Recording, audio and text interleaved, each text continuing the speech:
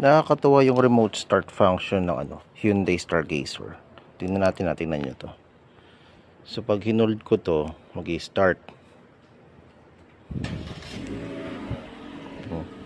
Pag nag-start yan, syempre papasok ako. Yan.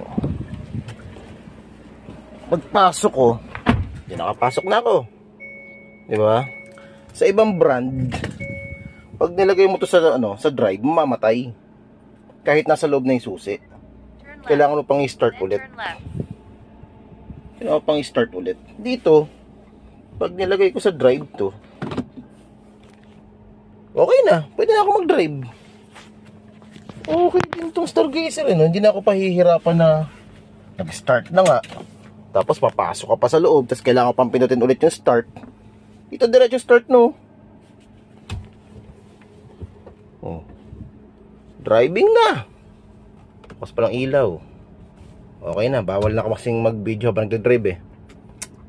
Rant lang ulit.